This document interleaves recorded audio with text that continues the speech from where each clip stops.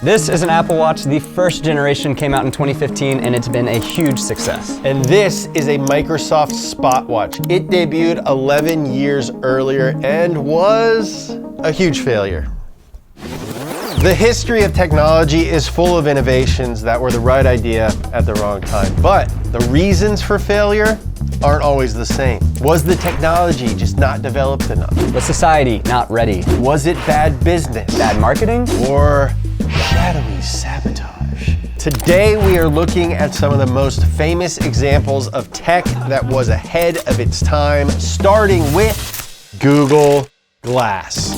In 2012, at the Google I/O event, co-founder Sergey Brin interrupted a presentation to show a live feed of skydivers jumping out of a blimp over San Francisco, landing on the convention center hall and delivering a Google Glass model to Sergey, all while streaming the stunt from their own pair of Google Glass. Yeah, woohoo! Yeah, woohoo! Yeah, that was awesome, man. Woohoo! This was totally sealed until about 13 seconds ago when Zach decided to open it off camera. It stinks in there. Doesn't it smell sour? It's a little stinky. So what's the deal? Was Google's tech just not ready? Was society not ready? Ooh. Whoa, these are sick, dude. Oh, there's no lens. What? No, yeah, you just look up in the corner. Oh, dude, it's got a little message. You are a pioneer, a founder, and an architect of what's possible. You are a glass explorer. I do remember at the time people wearing these were called glass holes. Dude, look at this. That's That cool. is a lot of tech in a small. Pretty sick. Yeah, it's like so right there that you're tempted to turn to try to find it.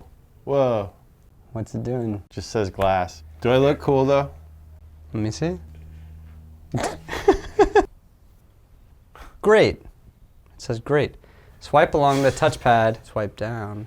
Oh. Dude, it doesn't feel like it's floating out here. It literally feels like there's a screen that close to my eyeball. Yeah. I will say the quality of the screen is really good. Like it is high resolution. And it feels like very, like 1985 idea of like future technology. You can like swipe up, down, left, right, and I think one of those will do something. I mean, this is why they made the show Silicon Valley. Yeah. Things like this. Everything on this list, we've already experienced the modern, successful version of, except for these glasses. So we did get the modern version, the Ray-Bans by Meta. So like the Google Glass is trying to make you feel like this is the future, welcome to the future. And the Meta Glass is trying to make you feel like this is just glasses. The other thing they did with these was there's no display, just cameras and AI that you talk to. But they do have a new version with a display that's coming out. Now I'm recording you. It's recording you. Dude, these only exist to be like a sneaky little camera. Meta AI will listen for you to say, hey Meta. So they'll just always be listening. Hey Meta, yeah, use all my data, all that you want. Allow. Hey Meta, give me good pickup lines to say at Whole Foods. Is your name Kale? Because you're leaving me speechless. Hey Meta, that didn't work. More options. Hey Meta, start filming. Thank you. Is that recording me? Huh? Is there a camera in These your are just glasses? sunglasses. Oh, okay. Hey Meta. Hey Meta, tell me things to talk about that make me seem cool. My experiences shape my thoughts, that's why I'm always learning and growing. Hey Meta, will you say just a really nice thing about me to make me feel good about myself? I'm feeling a little down. More.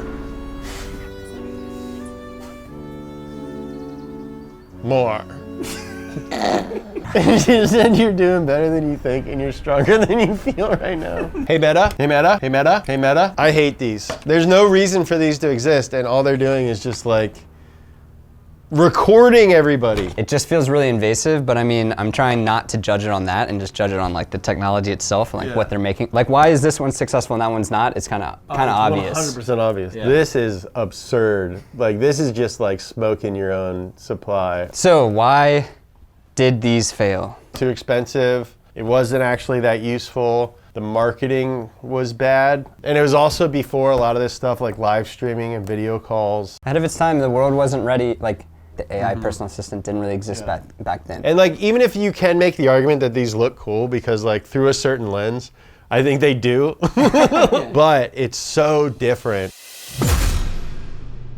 I would wear this to like a red carpet, like wearing a suit, dude.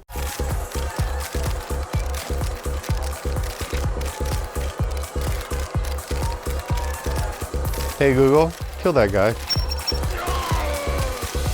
Up next, before people were saying, hey Siri, there was ViaVoice. ViaVoice is a voice recognition software from IBM that would let you dictate your emails or your Word documents. Basically, you'd say crap and they would type it. Dude, remember when software came like this? Got this new program. Yeah, can't wait to go home after school, fire up my new program. The underlying technology was very powerful. Instead of trying to match the sound waves of a word to a dictionary of wave patterns, which is what everyone was doing before, they treated speech like a probability problem, predicting the next sound based on the previous one. These systems were called hidden Markov models, or HMMs, or So you would have to be like, 1/2 cup chopped fresh mint leaves, new line, whisk oil, comma, vinegar, comma, and sugar together in a small bowl and pour over salad, period. Oh, and it comes with a headset. Dude, all this stuff smells like an arcade. Oh, dude, look at that. Did you guys see that dog? It was big as hell. Doesn't work very well. However, you're supposed to train it. You must record 50 sentences before you can click the train button. Oh my God. Okay. ViaVoice turned out to be so annoying to set up and required so much computer power that most people gave up on using it. During enrollment, you read sentences to the computer, period. During training, the computer processes your speech information, comma, match word to sound, close quote, closer to approximate. This speech recognizer allows almost anyone to produce text without having to learn typing skills. The system never gets bored transcribing the same kind of report day after day. You should keep in mind that it's difficult for a computer to recognize speech. We hope you find this information helpful, period. You have recorded enough sentences to train the system. Now it takes what I just did, and it's going to take 20 minutes of doing its own thing, training it. So ViaVoice was discontinued as a consumer product in 2003, but that doesn't mean it totally went away. Call centers, car infotainment systems, and eventually the first iteration of Siri would all use a stripped-down version of ViaVoice. It feels like an early version of AI, of like a language model. This is a SLM. Yeah, small language model. Yeah, this is our data center. Dude, we're probably gonna get so much investment. Speed AI. Speed.ai. We make videos and train data centers. There's a photo of this. Our company is currently valued at $10 trillion. We're pre-idea, but... Okay, the first time we did this, it did not work well at all. Now that we've done just one session of training, let's see if it's any better. IBM's VistaVoice 98 Home provides you with multimedia quick tours, comma, extensive online help, comma, and a user wizard to help you anytime you need, period. I mean, Pretty good. you're at like 90%. Just based on how much it improved off of the one training, I do have faith that it would actually get pretty good. I think you need to be dictating like long paragraphs though before this becomes worth it. I think if you were like walking around. Yeah, if you're like a lawyer or a doctor. I would want to get really long extensions on this so that you could like walk around. Exterior, day, Kentucky Derby. The patient is experiencing slight hemorrhaging on the left frontal corti. Side effect symptoms including nausea, whooping cough, prescribed Nesvextilone 800 mg, ... did not take, made things worse. Frustrated.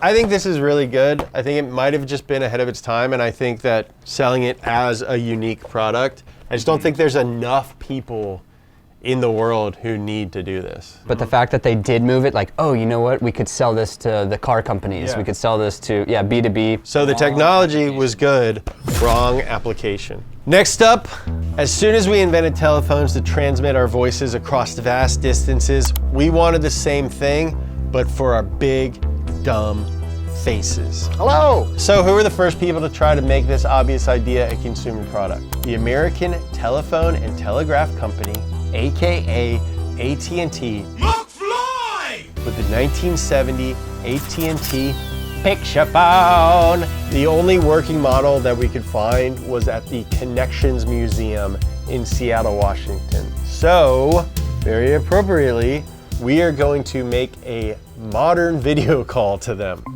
Hey, Peter. Hello, Peter. Whoa. Honestly, it's, I guess, more clear than I was expecting in a way. Hey, hello, Sarah. It looks like closed circuit TV. That's exactly what it is. It's closed circuit TV. Wait, what did you just do?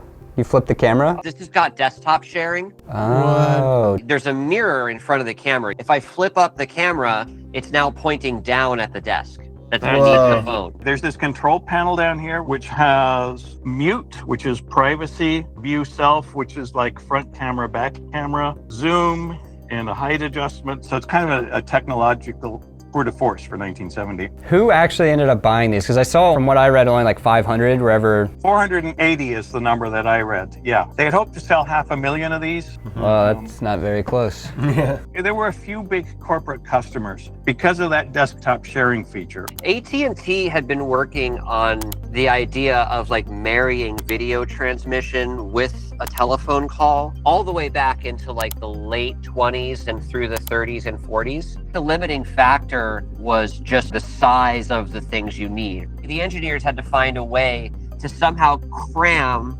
all of the stuff in a television set, plus a telephone, plus a bunch of other like encoding and transmission hardware into a sellable box. Why do you think that it failed? So this terminal costs $250 per month to rent Oh my in God. 1970 money. So that was just to rent this phone, right? And of course you could only use it with somebody who was also paying $250 a month to rent theirs. And then local calls were about 25 cents a minute. Whoa. And long distance calls were SF to Washington, D.C.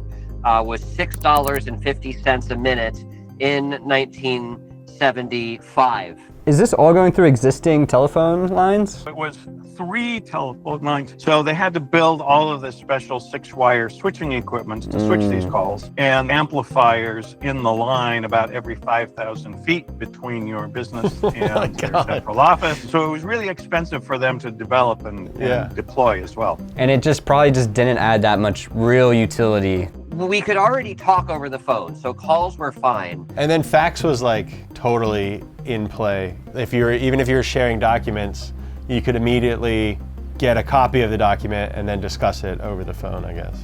Totally, yeah. To what you guys were saying when you first saw the thing, it's surprisingly high quality. Yeah, it wasn't necessarily the technology, it was just the cost and the fact that society didn't really feel like they had a need for it. Yeah. Before the computer revolution. Yeah. Well, cool. Thank you for taking the time. Learned a lot. Yeah. Smart people. All right, up next, 1992 brought the release of several early touchscreen tablets. The IBM Simon prototype, the EO personal computer, the Palm Grid Pad. Since the most successful tablet today is the iPad, we decided to look at Apple's first attempt at the tablet computer, the Newton, named after Sir Isaac, because he had an apple drop on his head and he invented gravity. Oh, and it's Apple. Apple CEO John Sculley coined the term personal digital assistant, or PDA. Now you might be thinking, John Sculley? Who the f is that guy? I thought that Steve Jobs was the CEO of Apple. Well, you're not wrong, except now. All of this went down after Steve Jobs was kicked out of the company. Did the Newton fail? And if so, why? It's very sticky. Yeah, I think number one probably failed because it's sticky and all scratched up. Whoa! Your Newton device needs to be calibrated to the way you naturally hold a pen. Oh my, we're doing so much calibration today. I know. Use A stylus, which Steve Jobs hated styli. Yuck. Nobody wants a stylus. Apparently the handwriting feature was bad. And it really got made fun of a lot in popular culture at the time. Really? Yeah. Oh yeah, that is not really good. bad. I will say the sound design is really good on it. Okay, so this is very business focused because there's not even a game on here. Yeah, where's the games, dude? Dude, if you paid $6,000 for this, you'd be pissed. Well, back in the day, like people would carry like day planners, going from like this book with all your stuff in it and like little notes and contact info and all of that stuff into this is a lot easier to imagine than going from like what we have now to this. One of the reasons it failed was its size. Apparently the Palm Pilot was a little bit smaller, and so you could actually put it in your pocket. Check this out, watch. Dude. These jeans are from the 90s. So these are accurately the pants that someone would wear. Just barely too big Just like for the back pocket. millimeters too big. Yeah. Why did this fail? Compared to a day planner, this thing is too expensive. People found that it was an awkward size, not small enough for a pocket, not big enough to do real work, and everyone absolutely roasted it for the handwriting feature, which did not work that well. And that makes me think that the handwriting thing was something that they advertised really hard, and we're like kind of cocky about it, and people were like, yeah, it doesn't work, dumbass. And in truth, Steve Jobs absolutely hated it. So when Steve Jobs returned to Apple, he was pissed. And he could have continued to iterate and improve the Newton, but instead he was like, that whole project is done. And Steve Jobs would go on to take on Palm Pilot and crush them when he made the iPhone. Yeah. Up next. In 2023, the Tesla Model Y was the best-selling car in the world. But 20 years earlier, you couldn't even buy a new electric car because nobody sold them. However, one company had been selling them, or leasing them rather, but they decided to stop for somewhat suspicious reasons. That car was the EV1 built by General Motors. We actually got to check one out at the Peterson Automotive Museum here in Los Angeles. It is good looking though. The paint is nice, it's great color. You can see the GM design language from the 90s. Looks kind of like a catfish Camaro a little bit. It does, dude. Like you can see that that's the same company as a Camaro from the 90s. The car that we checked out wasn't operational because GM intentionally disabled all remaining EV1s in 2003. Not only crushed them, ground them up into little bits. If this was operational, would you drive it around? 100%. I'd put it on BBSRSs and I'd dump it. In 1990, California passed a mandate requiring that EVs make up 10% of all vehicle sales by major automakers by 2003. Well, Detroit hated this whole thing. I can imagine. Yeah, and they sued the whole state of California. Every EV1 came with, they called it like the Easy Charger.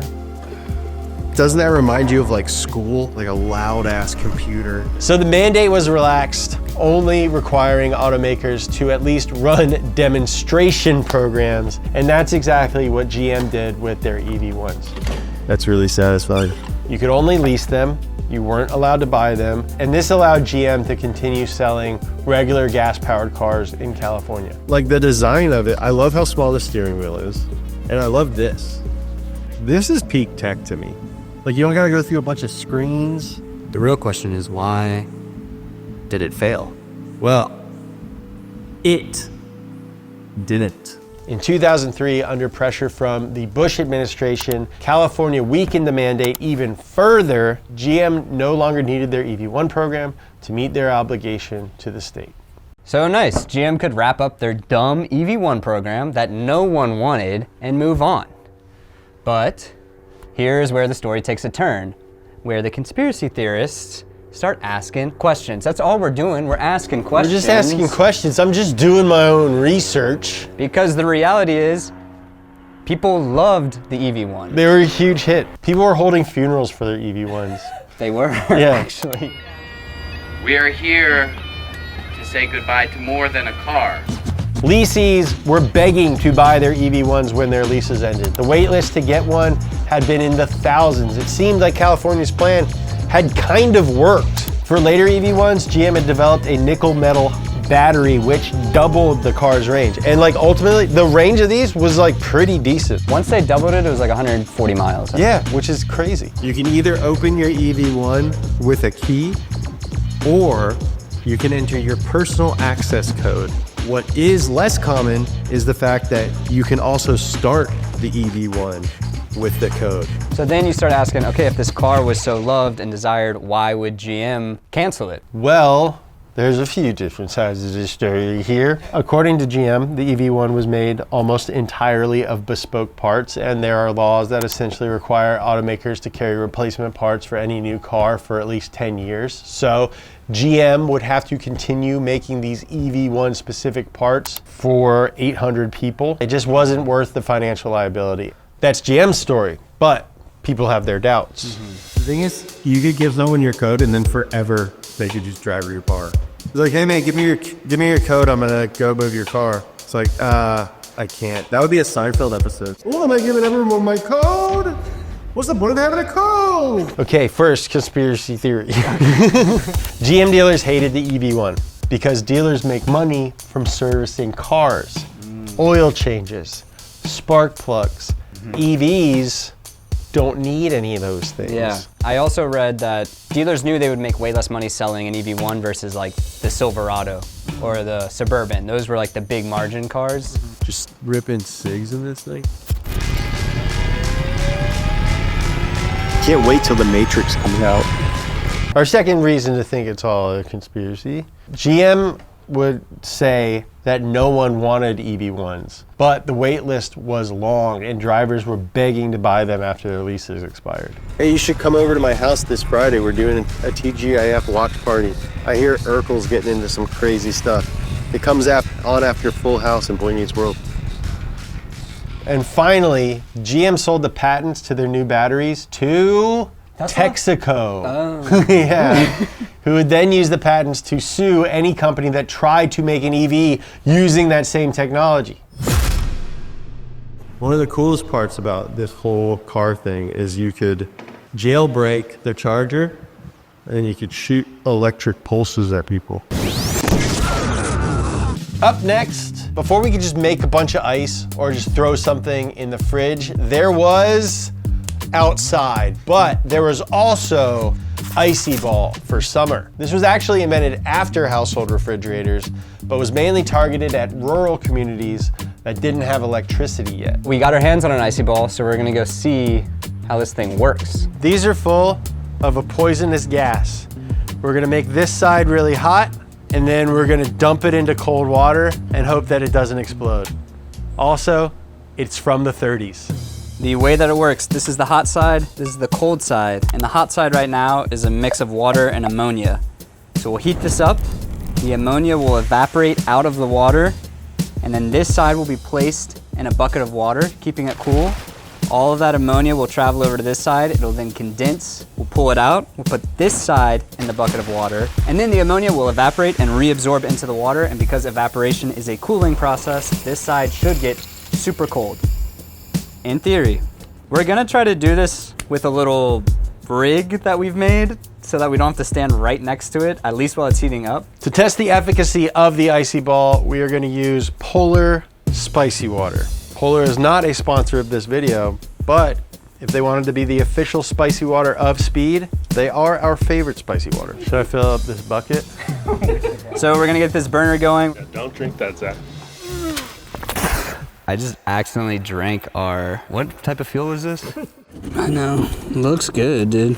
We're gonna fill that trash can up with water and then get the hot side hot and hopefully see how good this old tech really is. Before this thing showed up, everybody was making such a big deal about how it was so dangerous, but I wasn't scared. Now that it's shown up, it looks like a bomb from Hellboy, and I am totally scared that we are gonna blow my house up. I can hear it. It's hissing. Super duper scared. So as potentially my final action on this earth, I want to plug our sponsor, Huckberry. Huckberry is the one-stop men's shop for clothes, footwear, and gear. If you want to look put together, they have it all. You got a wedding this summer? They have great smart casual. You going on a camping trip? Check out their extensive selection of linen fits. Yeah, it's just camping, but look sick in your photos that your kids are gonna look at in 20 years. Shop their in-house brands like Flint & Tinder, Wills, or Proof, plus a curated selection of classics like Red Wing, Double RL, Arc'teryx, Benchmade, Vans, and more. Huckberry was one of our earliest sponsors, and we keep working with them because everything they carry is really good quality, it's timeless design, and it's just gonna last. That's like their whole thing. So go check them out by scanning the QR code or click the link in the description. Got an hour to kill, essentially, supposedly. All right, so it cost 80 bucks, which is about $1,400 today. And that sounds expensive, but it was much cheaper than how much farmers were spending on ice deliveries to help keep milk and meat fresh. All right, it's been an hour, and for some reason, my confidence in this thing has really gone up. We've been witnessing this thing for almost 2 hours now. It's not that scary. When we first put on the flame, within like a few minutes, I could hear like some sizzling sound coming from it. I'm like, oh, that's the ammonia like boiling off. That lasted like 2 minutes, and then I didn't hear it ever again. And so I wonder if there's no ammonia left in the system. We think that over the past 90-ish years that the ammonia has slowly leaked out through the welds. But we're gonna flip it around, make this side cold and this side colder.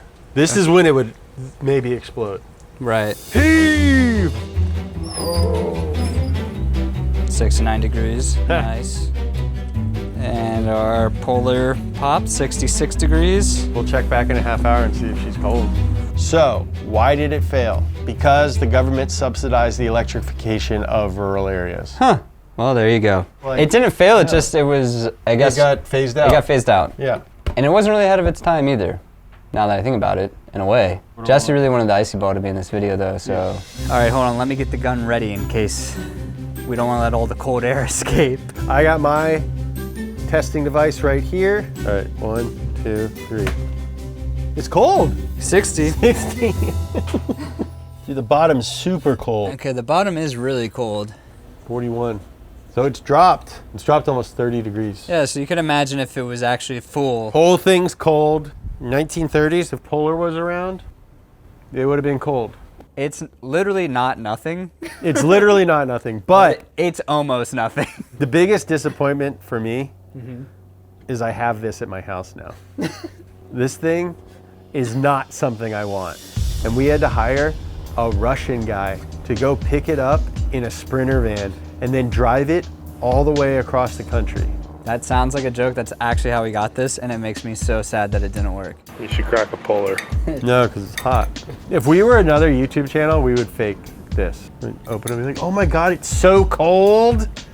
Not here, dude. On Speed, you get real life. And sometimes real life is disappointing. Sometimes in your real life, the bottom of the bowl gets 41 degrees and the top is at 60.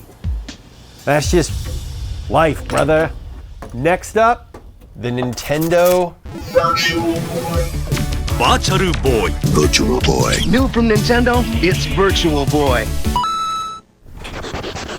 Dude, it has such a Midwest 90s basement smell. Wait, all right, so there's just a stand on the table and you play like this? Yeah. If this were a bigger hit, just an entire generation of people would Virtual Boy back. Oh, you must have had a Virtual Boy growing up. Oh yeah, I did. I played that thing a lot. So back in the early 90s, a US-based company called Reflection Technology developed a piece of hardware called the Private Eye. It used a scanning mirror and a single row of LEDs to create the illusion of a full screen. Reflection Technology pitched it to Gunpei Yokoi, the legendary creator of the Game Boy at Nintendo. Whoa. Can you guys hear the music too? I want to see what you're seeing. Just, what are you seeing? Yeah, I think that might have been one of the drawbacks of it. So Yokoi never intended for the Virtual Boy to launch in this state. However, Nintendo's leadership was in a panic because the release of their next console, the N64, had been delayed. So Nintendo forced Yokoi to finish the Virtual Boy early so that they had something to sell in the meantime. And that meant that it was released with a ton of compromises. Automatic pause on or off? What's automatic pause? Oh, I read that they had a warning that would pop up like every 15 minutes to be like, take a break. Okay, we're playing virtual league baseball. Oh no, I just got a strike. Whoa, grounder. I got out at first. Yeah, this is the main drawback. I'm just having to tell you what I'm doing. This is so isolating. And Nintendo's the company that makes games that are fun to play with your friends. They do have a port on here because originally they were gonna make it to where you could play with a friend. They had a planned upgrade, but it was such a failure they never got to it. Yeah. That's a bummer. The failure of the Virtual Boy essentially ended Yokoi's 30-year career at Nintendo. While some rumors say that he was fired, he actually stayed to finish the Game Boy Pocket, which was a huge success, before resigning to start his own company. Could this have been a success, where this comes out 3 years later, more developed and people love it? Fact is, Yokoi might have come up with a great idea that we can't think of right now. Right, to make it better, yeah. Ultimate verdict, Bad business. And finally, from the intro of the video, we have the Spotwatch. These were the original smartwatches. They use FM radio waves to transmit data, but only in one direction. You could get sports scores, you could get news updates, stock prices, and even have friends send you messages. You just couldn't reply to them because it only goes one way. So Spot was actually an initiative by Microsoft, and then they worked with watch brands to integrate Spot OS. Yeah, so Spot is the OS, and this particular watch is the Abacus by Fossil. I actually was wearing this earlier, and I like it. Because you know what? They were probably trying to make these for guys who liked watches, not be like disruptors. The clock is cool, like kind of a gradient. Oh, you can change the display. Whoa. Yeah, that's classy. It'd be a white dial. Time. Oh, register. Messages. Go to calendar. January 2004. I mean, honestly, not as bad as I was expecting. It's like the least dumb kind of feeling of a lot of stuff we've looked at. It also costs $10 a month for the service. $120 a year in 2004 would be $250,000 today. So why didn't this take off? I think for the same reason as the video phone and the voice to text maybe. This didn't do enough. You had to like go out of your way and make a case to someone as to like why you had it. An Apple Watch, you're like, yeah, I have an Apple Watch. It like does my heart rate and all this shit, like you get it. Whereas like this one's like, yeah, I can check baseball scores. I think there's definitely a marketing element. Maybe if they had tried to go after the fitness crowd sooner, if there was like it'll tell you like your mile time. It's like the watch guy's like the Rolex guy. I think that's what everybody's idea was. Well, with like Rolexes and like other luxury watches, like those guys are a lot less willing to look dumb. Oh yeah. Whereas fitness guys are very love willing to looking look dumb. That's like one of their favorite things. Like they like looking dumb so much that now everybody looks dumb. Yeah. So definitely tech, but also heavily marketing, I think. Yeah, for sure. Sometimes ideas just don't work out. Sometimes we fail. You know what every single one of these products has in common though? The companies that made them are still alive today. And they're alive because they didn't let the failures stop them. They also didn't get hung up on an idea that wasn't working. Yeah. They gave up when they knew that they should have. They tried other things. They invested in different projects. Giving up on an idea isn't the same as giving up entirely.